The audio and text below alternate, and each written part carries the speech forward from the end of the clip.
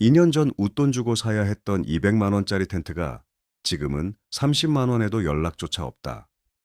폐업 앞둔 안양 캠핑샵 창고엔 비닐에 쌓인 채 쌓여 있는 수백 개 텐트가 있다. 한 제국의 몰락을 예언하듯 10조 원 규모로 성장한 시장이 어떻게 이렇게 심각한 위기에 빠질 수 있을까? 2025년 현재 한국 캠핑 시장은 10조 원 규모를 넘어서고 700만 명 이상의 캠핑 인구를 자랑한다. 하지만 화려한 겉모습 뒤엔 업계를 뒤흔드는 역설이 있다. 2020년부터 2023년까지 캠핑용품 구매액은 149만 원에서 101만 원으로 계속 감소했다.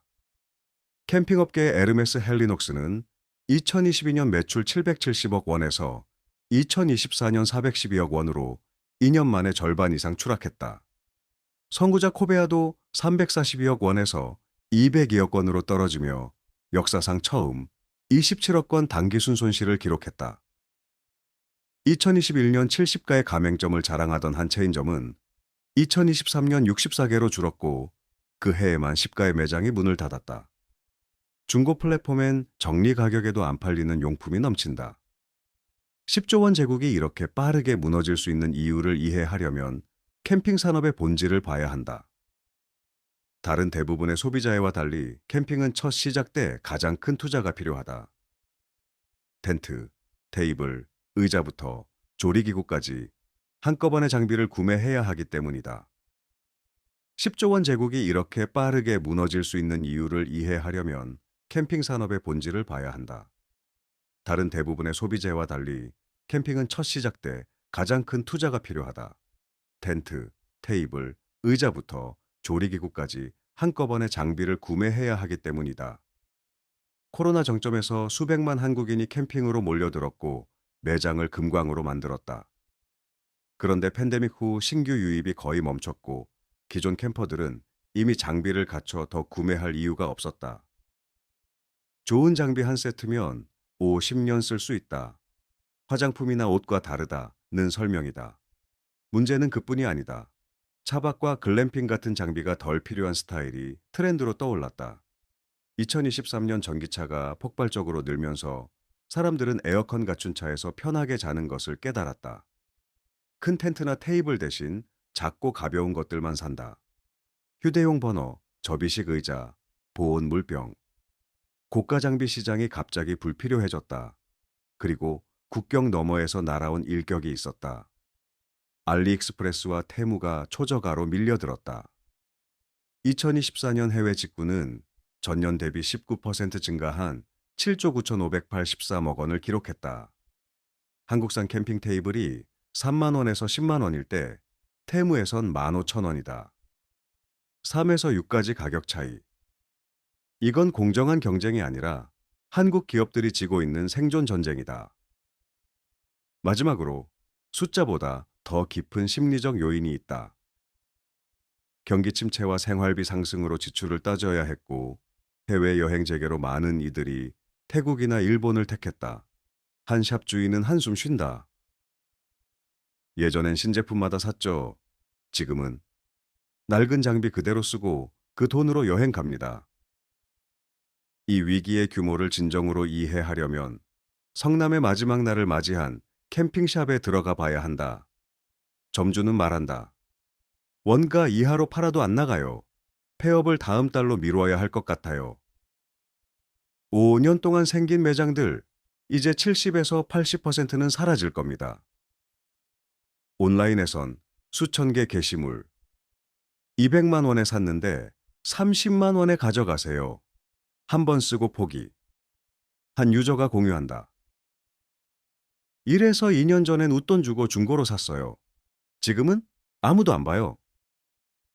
10조 원 산업이 무너질 때 재무제표에 빨간 숫자만 남는 게 아니다.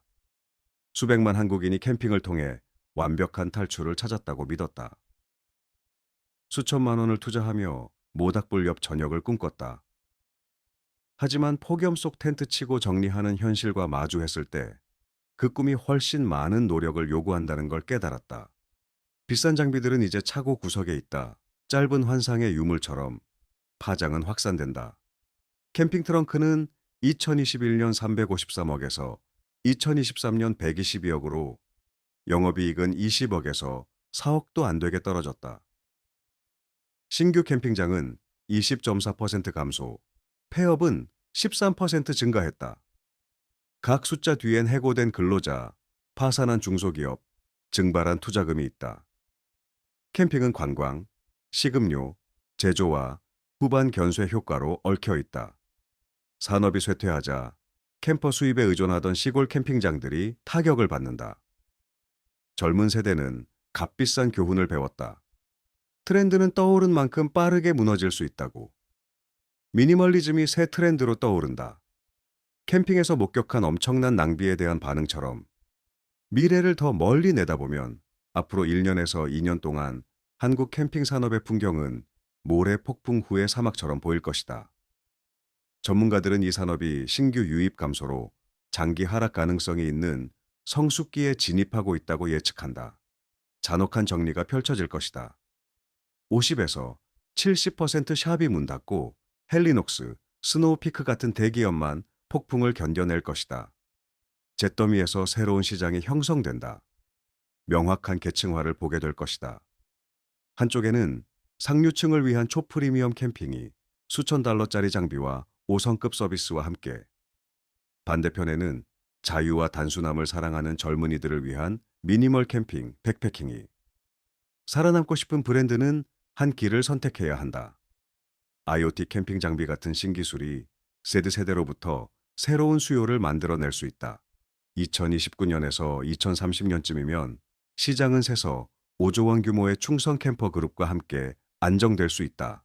1990년대 일본처럼, 또는 지세대가 성장하면서 완전히 새로운 관점으로 캠핑을 재발견할 때 기술, 지속 가능성, 인스타그램, 인증샷, 대신 의미 있는 경험을 결합하면서 예상치 못한 두 번째 물결이 폭발할 수도 있다. 김씨 38세로 돌아가 보자. 매일 9시부터 6시까지 일하는 평범한 회사원. 2021년 유튜브에서 낭만적인 캠핑 영상을 본 후 그는 800만 원짜리 완벽한 세트를 샀다. 3번의 캠핑 후 그는 가혹한 진실을 깨달았다. 유튜브는 35도 폭염에 텐트 치는 장면, 모기 때 새벽 3시에 추워서 깨는 장면, 진흙투성이 장비 정리하는 장면을 찍지 않는다. 도시 생활의 스트레스에서 벗어나는 방법이 될 거라고 생각했어요. 하지만 그저 더 지치게 만들었을 뿐이에요. 이제는 넷플릭스를 보거나 일본 여행에 돈을 쓰는 게 낫죠. 텐트는 이제 차고에 있고 중고나라에 80만 원, 원래 가격의 10분의 1에 올라와 있다. 3개월이 지났지만 아무도 문의하지 않는다. 김 씨의 이야기는 수십만 한국인에게서 반복된다. 그들은 문자 그대로 텐트를 찢지는 않았지만 행복을 가져다 줄 거라 믿었던 라이프 스타일에 대한 믿음을 찢어버렸다. 10조 원 제국이 무너진 건 제품이 나빠서가 아니라 마케팅과 현실 사이, 꿈과 실제 사이의 거대한 간극 때문이다. 이 잿더미에서 무엇을 배울 수 있을까? 즉시 구매하는 대신 장비를 렌탈하는 것부터 시작하라. 렌탈 서비스는 구매 가격의 10분의 1밖에 안 든다. 서너 번 가봐라. 무더운 여름, 선선한 가을, 비 오는 날과 화창한 날. 정말로 사랑한다고 인스타그램의 아이디어가 아니라 확신할 때만 투자하라. 구매하기로 결정했다면 지금 고품질 장비로 넘쳐나는 중고 시장을 봐라. 한 번만 쓴 스노우피크 텐트가 1분의 5 가격에, 헬리녹스 세트가 1분의 3 가격에. 하지만 꼼꼼히 확인해라. 텐트가 찢어졌는지, 지퍼가 부드럽게 작동하는지, 의자 프레임이 부러지지 않았는지. 무엇보다 자신의 라이프 스타일에 맞는 캠핑 스타일을 선택하라.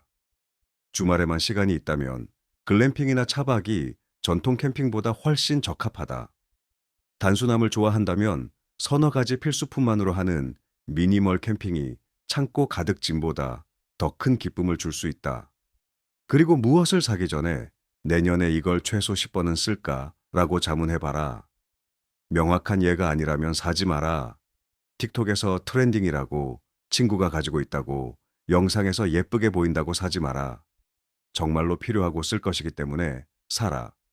한국의 10조 원 캠핑 제국은 소비 트렌드가 이성보다 빠르게 달릴 때 무슨 일이 일어나는지 보여주는 생생한 경고다.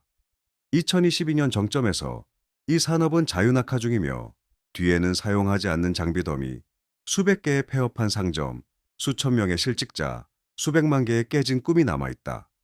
하지만 이것은 또한 진화와 적응에 관한 이야기다. 변화하고 시장의 소리를 듣고 혁신할 줄 아는 사람과 기업은 새로운 자리를 찾을 것이다. 시장은 다른 규모로, 다른 가치로 거품이 아닌 진짜 필요를 충족시키며 안정될 것이다. 하지만 큰 질문은 여전히 남아있다. 앞으로 5년 동안 기후 위기와 지속 가능성 의식을 가지고 자란 Z세대가 성장하고 소비력을 가질 때 캠핑이 새로운 형태로 자리를 되찾을까?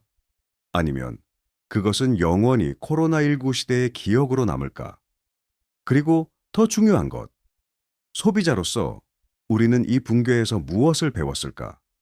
더 현명하게 결정 내리는 것에 대해, 진짜 필요와 일시적 욕구를 구분하는 것에 대해, 덧없는 트렌드를 쫓는 대신 지속 가능한 라이프 스타일을 만드는 것에 대해 답은 김 씨의 텐트가 여전히 차고에 있는 것처럼 아직 찾아지기를 기다리고 있다.